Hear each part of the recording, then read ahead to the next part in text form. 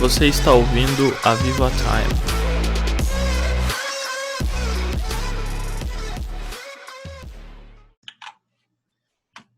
Isso aí, galera. É um prazer estar aqui com vocês mais uma vez. A Viva Time, que é o nosso momento aí onde a gente tira um texto da Bíblia, a gente reflete sobre ele e cada um compartilha as suas experiências, as suas visões acerca desse tema.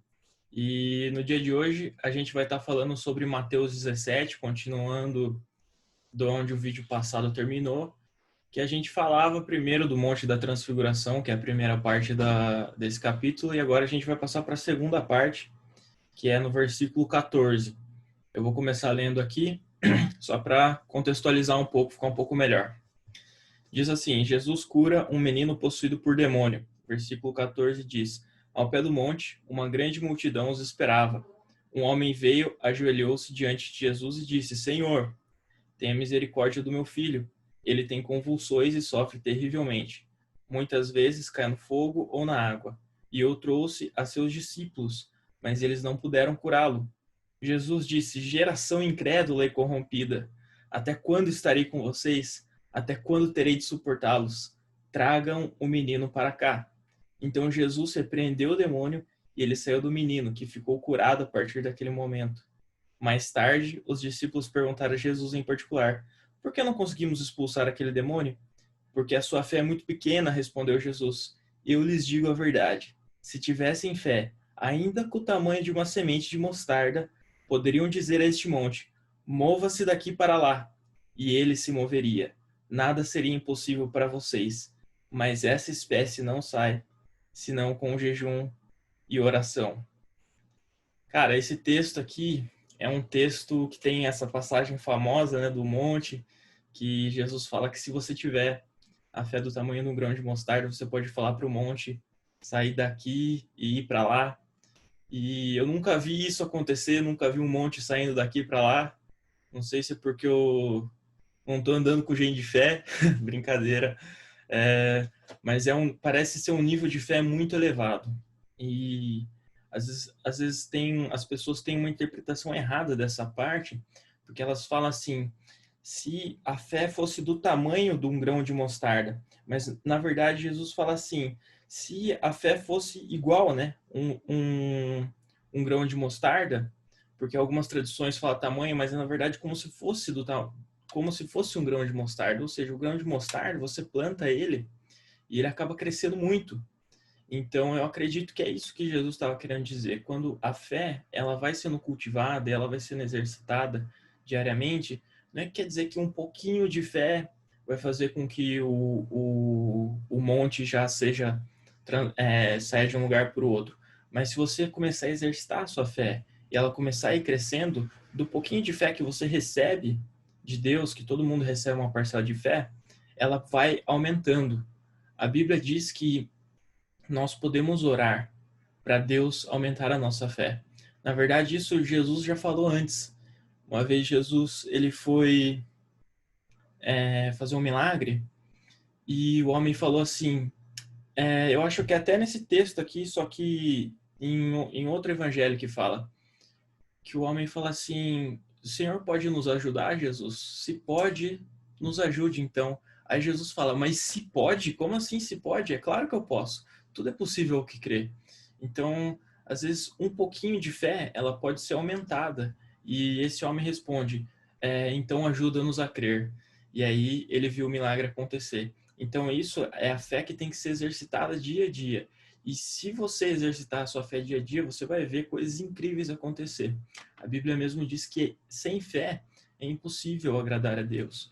Então, esses momentos mais difíceis, esses momentos que requer muita fé, é Deus colocando um desafio para a gente, colocando uma montanha realmente para a gente poder transpassar e crescer em fé. Isso aí, Gabriel, o que você acha disso, cara? Cara, um texto bem interessante. A gente já ouviu falar muito desse texto, né? Mas eu acredito que ele tem dois pontos importantes aí. Primeiro é aquilo que você já ressaltou em relação à fé, que a fé, ela é algo que é imprescindível. A gente percebe que Jesus, a todo momento, cara, a todo instante, ele sempre está encorajando as pessoas a crescerem em fé. Porque assim como a gente sempre comenta, a gente sempre fala na célula, a fé é o combustível para o milagre, né, cara? Então, eu me lembro também daquela passagem de Jairo, quando eles chegam até a casa de Jairo para curar a filha dele, e as pessoas que estão lá falam: não incomode mais o mestre, ela já está morta. Naquele momento, Jesus, eu imagino que ele fica de frente para Jairo, ele segura Jairo pelos ombros, ele olha nos olhos dele e ele fala: Jairo, crê somente. E ali ele eleva o nível de fé de Jairo de novo, né? E cara, você vê que Jesus ele faz a mesma coisa com esse pai. Quando ele chega diante do menino, a gente chega no segundo ponto, que é quando Jesus ele tem o exercício de duas coisas que são bem importantes para a vida de um cristão, que é o jejum e a oração. Muitas vezes a gente tem a oração, mas não tem o jejum, né? Cara, quando eu leio esse texto, eu percebo que são coisas fundamentais para que a gente exerça esse ministério de não só de libertação, mas também que a gente flua ainda mais fundo no espírito, né? Porque você percebe que é como se se você não orar muito, não jejuar muito, você tem sei lá, você tem ali talvez um canal mais diminuído ali, onde flui a unção ali. E, cara, naquele momento não era o bastante. Mas quando você tem o jejum e oração, é como se fosse desobstruído completamente esse canal e aquele nível de unção que é necessário para expulsar aquela legião que tinha naquele menino fosse suprida, né? Aquilo sai para fora, né? E alcança aquela pessoa que está endemoniada. Então, o que eu quis dizer com tudo isso? Quando a gente exerce tanto o jejum quanto a oração, é como se a gente maximizasse esse poder, essa unção que existe dentro de nós. O poder do Espírito já está dentro de nós. Ele precisa encontrar espaço e um canal para fluir de uma maneira que não seja apenas um rio, que é algo parado, mas que seja um lago, que ele tenha um volume protuberante e realmente sane aquela situação. Então são duas coisas ali, a fé e o jejum e oração. Jesus ressalta essas duas coisas para que você consiga fluir de maneira consistente e forte no sobrenatural. Cara, muito interessante essas observações ali, dissecando praticamente o mais importante do evangelho, né? Você vê que ali em poucas linhas, Jesus já coloca três dos pilares principais, que é o jejum, a oração e a fé. Às vezes a gente acaba focando muito na oração e realmente a gente escuta muito hoje em dia dos cultos na fé, mas o jejum às vezes é deixado um pouco de lado, na verdade, nessa discussão. Gil, ouvindo tudo isso, cara, o que você tem aí para complementar nessa discussão? Cara, primeiramente, o privilégio de estar com mestres aqui, né? E ouvindo um pouco sobre jejum, cara, a gente, né, lembra sobre Daniel. Daniel, ele tem uma passagem que a Bíblia deixa claro que ele fez um jejum, né, poderoso e recebeu algo gigantesco de Deus, né? E não só recebeu algo gigantesco, como provocou, acho que uma das únicas únicas não, né, que tiveram outras, mas uma das mais conhecidas batalhas espirituais em que até houve arcanjo se envolvendo em prol ao propósito de Daniel, ao qual ele tinha colocado ali no coração dele, Deus colocou, logicamente, e que Deus, né, batalhou junto com ele ali, mandando um arcanjo para estar quebrando uma força que estava vindo ao contrário, né? E o jejum, meu, ele é importantíssimo hoje em dia, não só hoje em dia como foi antigamente e como vai ser daqui a um tempo, né? Em que a gente vai precisar estar alicerçado em Deus. E nessa passagem, Jesus fala que os discípulos, aqueles que estavam andando com ele, vendo os milagres que ele estava operando, sabendo quem ele era, né? Porque tem uma passagem que né, o povo começa a falar, não, Jesus é o profeta tal, Jesus é o profeta tal, e Jesus olha para os discípulos e pergunta, né, e vocês, quem acha que eu sou? Né, e Pedro, é Pedro mesmo, né, Will? Você que é o cara aí, Pedro olha para ele e fala, você é o filho do Deus vivo, né? Você é o cara, você realmente é o Jesus Cristo. E até eles não conseguiram expulsar um demônio que realmente precisava de oração e jejum e oração. Então, cara, você vê a importância que Jesus colocou ali, né, na vida de oração e jejum, né? Que até as pessoas mais próximas de Jesus na época não puderam fazer algo a mais porque eles não estavam em jejum, não tinham uma vida de jejum, tanto porque eles estavam com Jesus. Até Jesus uma vez meio que justificou o porquê que eles não jejuavam, mas porque eles estavam com o noivo e quando estavam com o noivo não precisavam jejuar, né? E depois iam ter que jejuar bastante, né? Paulo que o diga, jejuou bastante, né?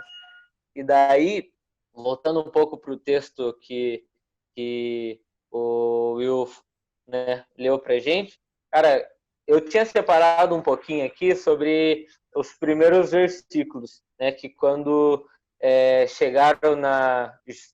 Eu vou ler aqui o verso 15, o verso 14. Quando chegaram junto à multidão, aproximou-se de Jesus um homem, e ajoelhando-se diante dele, disse, 15, Senhor, tem compaixão do meu filho, porque ele tem convulsões e sofre muito, pois muitas vezes cai no fogo e muitas vezes na água.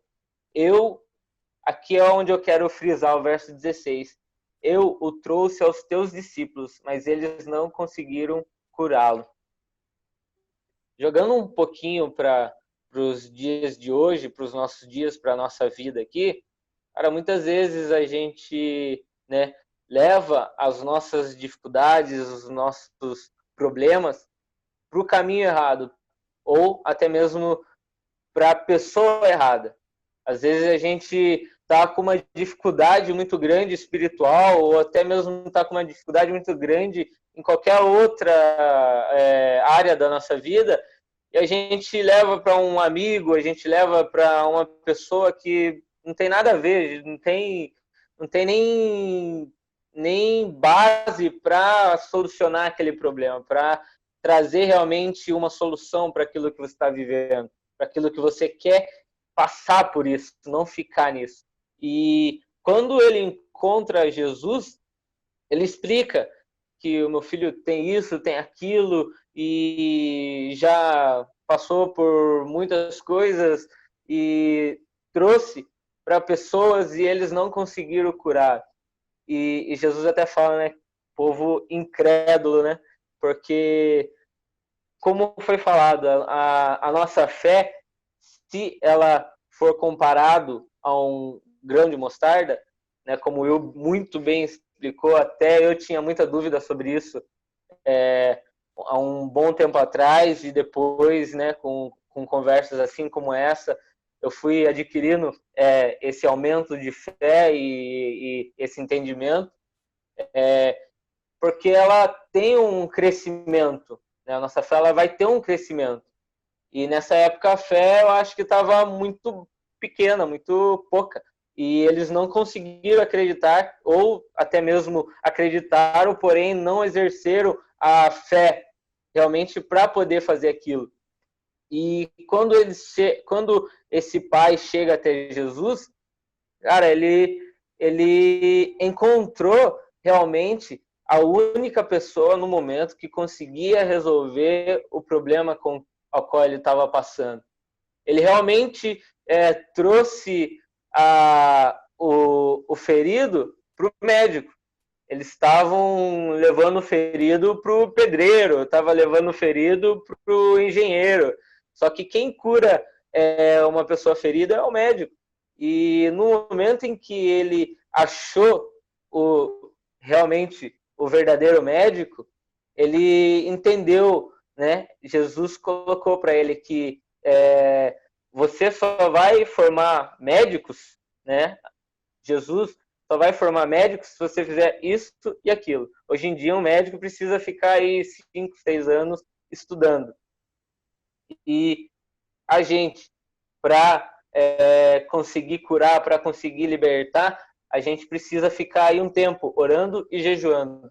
Não é diferente de um médico. Você vai estudar sobre aquilo. E para você curar, libertar, você vai estudar sobre aquilo e vai começar a colocar aquilo em prática. E quando, colocando na nossa vida, quando a gente está passando por uma dificuldade, a gente está passando por algo que está espremendo, está ali apertando o coração, até mesmo a nossa cabeça, de tanto pensar sobre aquilo, muitas vezes a gente está perdendo o nosso tempo levando para pessoas, levando para amigos, para conhecidos, que não vai ter a solução do seu problema. Aí é a hora da gente pegar e falar, opa, eu tenho uma pessoa a qual eu sei que tem total conhecimento sobre esse assunto, tem total sabedoria sobre esse assunto, que é Deus. Quando a gente está com algum problema, a gente tem que levar esse problema diretamente para Deus. Ele é o médico ao qual ele vai curar. Ele é o médico ao qual ele tem o remédio certo para curar nossas feridas.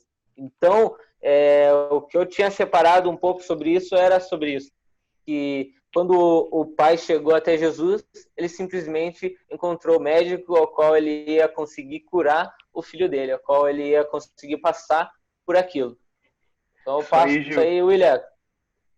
Will, interessante, cara, bala. Quando você fala que ele achou a pessoa certa, né, no texto, fala exatamente assim, ele se ajoelhou diante de Jesus e disse, né, expressou daí o que ele precisava. Então ele reconhece o tamanho e reconhece quem é Jesus. Mas e aí, Will? Cara, que bacana cada um tem um ponto de vista diferente, né? Você vê que todos nós lemos o mesmo texto e cada um já está colocando um ponto. O Gil colocou um ponto aí que a princípio eu nem tinha percebido, mas isso é verdade. Às vezes a gente acaba tentando resolver as coisas o máximo que dá na força do nosso braço, né? E às vezes o último recurso é a oração. Quando já passou todos os recursos que a gente tinha, a gente fala, agora está na mão de Deus, viu? Mas era para estar na mão de Deus logo no começo, né, da história. O cara espera estourar lá na frente para falar, agora está na mão de Deus. Aí Deus fala assim, eu posso fazer todas as coisas, mas aos 45 do segundo tempo você está me entregando, né? Então, cara, hoje eu tava orando a Deus e eu falando com Deus e eu comecei a pensar, cara, eu já nem duvido mais do que Deus pode fazer, porque só das coisas que eu já vi Ele fazendo na minha vida, eu já não duvido mais de nada. Então, cara, eu já vou e já oro a Deus, já tem um indício de alguma coisa ali que tá fora do lugar, eu falo, cara, eu já vou entregar nas mãos de Deus e vou começar a orar aí. E se não for para ser resolvido agora, tudo bem, né? Mas se eu sofrer além do que eu preciso, né? Tentando resolver as coisas na força do meu braço, isso eu não quero. William, com todos esses pontos de vista aí bastante distintos, cara, eu quero ouvir a sua opinião. O que você tem a dizer sobre esse texto aí que a gente leu? Bom, acredito que tudo que eu vou falar aqui está bem dentro do que foi comentado. Eu percebo assim que Jesus ele tentou mostrar aqui 3 ensinamentos muito importantes para nós, já que nós temos 3 inimigos em comum, todo cristão tem, que é o mundo, a carne e o diabo, certo? E eu percebo que Jesus ele traz um ensinamento uma potência maravilhosa, uma potência gigante nesse texto. Ele estava prestes a ser crucificado, ele estava prestes a ser entregue. Então ele, acontecendo esses vários acontecimentos, ele estava tentando trazer uma informação para os discípulos, ele estava tentando ensinar alguma coisa muito poderosa, né? E hoje, assim, lendo esse texto, ouvindo vocês falar, eu percebo que ele ensinou sobre fé, sobre oração e sobre jejum. Veja bem, para a gente conseguir vencer, os bombardeios desse mundo, a gente precisa ter muita fé. Fé naquilo que a gente acredita, fé naquilo que a gente, aquilo que a gente prega, aquilo que a gente escuta. A gente precisa ter fé para conseguir vencer todas as barreiras do inimigo que ele usa, do mundo para nos atingir. Aí ele fala também sobre a oração. né, sobre o jejum, certo? Daí o mundo, a carne. Gente, para a gente conseguir vencer a carne, é muito sacrifício. O sacrifício é o jejum, né? A gente jejuando, a gente fica mais forte. A nossa carne, ela é moída, né? Ela é destruída, né? E a gente fica mais espiritual. E aí vem a oração, irmão. A gente conseguir vencer mesmo o diabo, que é, né, o terceiro inimigo, porque a gente tem três, né? É o mundo, a carne e o diabo. Então o diabo é o último. Então antes do diabo, a gente tem que pensar em jejuar, em se santificar, em se separar. Até porque se a gente pegar, eu gosto muito de ler esse texto em Lucas. Vou até abrir bem rapidinho aqui. Em Lucas, no capítulo 9 mesmo, aqui no versículo 39, o pai desse menino ele fala assim, ó, eis que um espírito o toma e de repente clama e o despedaça até espumar e só o larga depois de o ter quebrantado, né? Para quem sabe, Lucas era médico, então ele começa a trazer aqui um diagnóstico que o pai mostrou para Jesus naquele momento. E Jesus imediatamente ele sente isso na pele, ele toma para si isso, né? O que o pai estava sentindo, ele olha para os discípulos dele, vixe, quantas vezes foi trazido o filho dele ali para ele receber essa cura e os discípulos não foram capazes de curar esse menino. Então Jesus ele coloca imediatamente dentro de si, Jesus ele se importa conosco, né? Ele usa esses três ensinamentos, a fé, a oração e o jejum. E começa ali a expulsar aquele demônio e já imediatamente o demônio já obedece porque Jesus é o rei da glória. E o que ele fala, tudo tem que obedecer. E o demônio já sai da vida dele, ele entrega os filhos no braço do pai. Então eu percebo assim que através desse ensinamento Jesus estava mostrando para os discípulos que nós, como discípulos dele, também precisamos fazer, né? Buscar nos munir de muita fé, certo? Usar todos os, né, o escudo, né, que Jesus ele ensina, a palavra está aqui, e jejuar bastante, porque muitas coisas ainda estão para acontecer. E nós, como discípulos de Jesus, precisamos estar preparados para isso. Precisamos estar dispostos a orar, a jejuar, a sacrificar, a se entregar e vencer. Né? Essas são as minhas palavras aí, pessoal. Isso aí, William. Cara, que interessante esse ponto que você trouxe aí, dessa empatia de Jesus. Porque eu já consigo conectar com outro texto, que quando Jesus ele vai ressuscitar Lázaro, no contexto daquela história, a Bíblia diz, movido de compaixão. Ou seja, compaixão ela tem que fazer parte da gente. Se a gente quer fluir no sobrenatural, se a gente quer ir mais fundo em Deus, se a gente quer viver coisas extraordinárias, a gente não pode esquecer do principal dom que Paulo ele fala ali, que é o amor, cara. Ele fala na carta aos Coríntios, se você não tem amor, se você não consegue sentir compaixão pela pessoa a qual você vai apresentar o reino de Deus, do que adianta? Nada adianta. Jesus ele primeiro sentia na própria pele, para que depois ele trouxesse alívio, trouxesse cura, paz para aquelas pessoas. Então isso foi uma coisa que marcou muito para mim.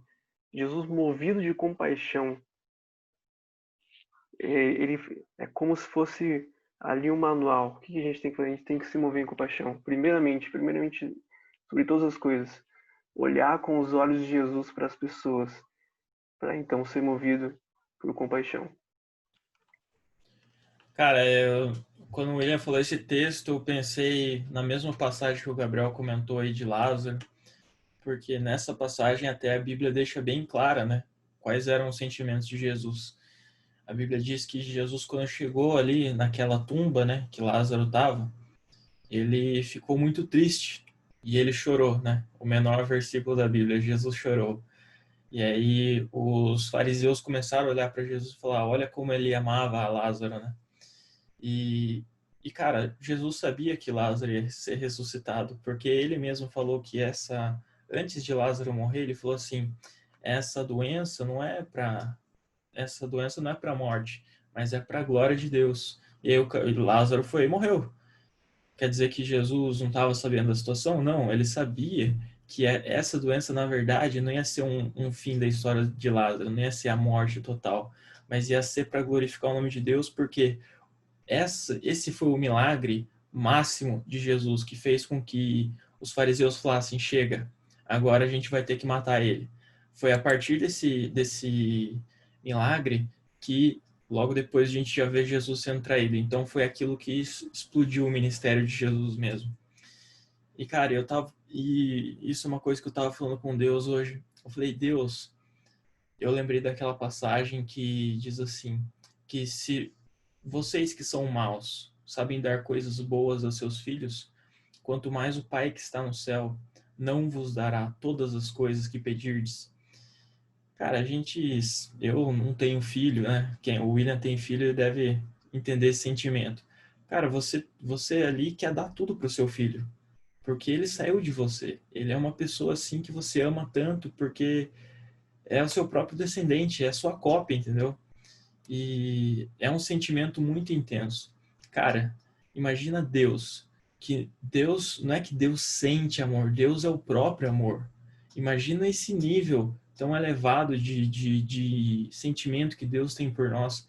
Então, quando às vezes a gente está passando uma situação difícil, fala, cara, Deus esqueceu de mim, porque olha o que está acontecendo comigo, olha a situação que eu me encontro. Às vezes até mesmo esse pai está falando assim, nem os discípulos estão podendo fazer alguma coisa, então quer dizer que Deus se esqueceu de mim. Cara, não é isso. Se Deus entregou Jesus, que era o que ele tinha de mais valioso no céu, ele não iria se importar com nós? Claro que sim, se ele deu o que ele tinha de mais valioso, só quer dizer que ele nos ama demais. Então, a gente tem que entender que essas situações difíceis é tudo um processo. São coisas que a gente tem que lidar às vezes. E esse processo acaba transformando as nossas vidas para que a gente fique mais parecido com Jesus mesmo. Deus é um fogo consumidor. Então, ser colocado na presença de Deus, nessa intensidade do fogo, faz com que todas as impurezas saiam. E, cara, essa é a realidade. Nas situações mais difíceis é quando a gente mais se aproxima de Deus. Isso acaba deixando não cicatrizes de batalhas que a gente vai ficar triste, mas na verdade vai acabar deixando marcas que Deus vai transformar e a gente vai falar, cara, lembra daquele dia que aconteceu tal coisa e Deus veio e interveio e transformou tudo. Cara, se naquela vez que tinha tudo para dar errado, Deus veio e se mostrou forte, cara, essa situação que eu estou enfrentando agora não é nada. Então, tudo isso serve para criar o nosso caráter, para nos transformar. Então, esse processo é importante. Tudo isso que o William, o Gil falou, às vezes a gente fica, cara, é tão complexo, é tão difícil entender a Bíblia. Mas, cara, eu posso falar por mim, e eu acredito que vocês também. Às vezes a gente lê a Bíblia e realmente é difícil, é complexo, é a palavra de Deus, tem muitas coisas para aprender, mas a gente tem acesso àquele que é o autor dessa palavra. Então a gente entra na presença de Deus, a gente ora, e as maiores revelações que eu tive na minha vida foi na presença de Deus orando, e esses momentos assim, onde a gente está junto com outras pessoas conversando, que a gente realmente consegue ver os diferentes pontos de vista e como Deus trata com cada um de uma forma especial. Galera, Tá você dando quer tempo aí? complementar aí, Ju? Eu quero falar um pouquinho, você falou um pouquinho aí do amor de Deus e, cara, Deus, ele é maravilhoso mesmo. Eu quero ler um verso que está lá em Romanos 8, né? Eu já vou partir para o 8:38. Pois tenho certeza de que nem a morte, nem a vida, nem anjos, nem autoridades celestiais, nem coisas do presente, nem do futuro, nem poderes, nem altura, nem profundidade, em qualquer outra coisa poderá nos separar do amor de Deus que está em Cristo Jesus, nosso Senhor. Então, cara, essa parte eu acho que é simplesmente uma pequena explicação do quanto poderoso o amor de Deus é, o quanto poderoso Deus sente de amor por nós, cara. Jesus, ele é amor, então ele se entregou por nós. Então, cara, eu só queria complementar com isso, falando que, cara, Deus, ele ama a gente de uma maneira qual a gente nunca vai entender, nunca vai conseguir sentir igual e nunca vai conseguir, dar de volta. Por isso que a gente, mesmo fazendo o nosso melhor, a gente não vai conseguir superar isso que Deus tem por nós. Que é esse amor, que é um amor infinito, é um amor do Supremo Abba Pai. Cara, com certeza. E Gostaria de agradecer a presença de todos aí nesse nosso momento Aviva Time, e estou muito feliz porque Deus tratou com cada um de uma maneira diferente, cada um pôde expor a sua forma de pensar, a sua forma de ver essas coisas. E, cara, isso só reforça aquilo que a gente já falou na semana passada, que é você tem que estar rodeado de pessoas que te levam para mais perto de Deus, que te puxam para cima, que fazem você ter uma visão diferente das coisas. Porque às vezes você está num momento da sua vida onde você está sendo tratado em uma coisa, e por você estar sendo tratado nessa parte, você só consegue ver aquilo. Mas você encontra outras pessoas que estão vivendo coisas diferentes, circunstâncias diferentes, e eles trazem uma visão completamente diferente, e você acaba sendo muitas vezes tratado pelas palavras de outras pessoas. Então, cara, você que está assistindo esse vídeo, que vai assistir esse vídeo, eu tenho certeza que de alguma forma Deus tratou com você.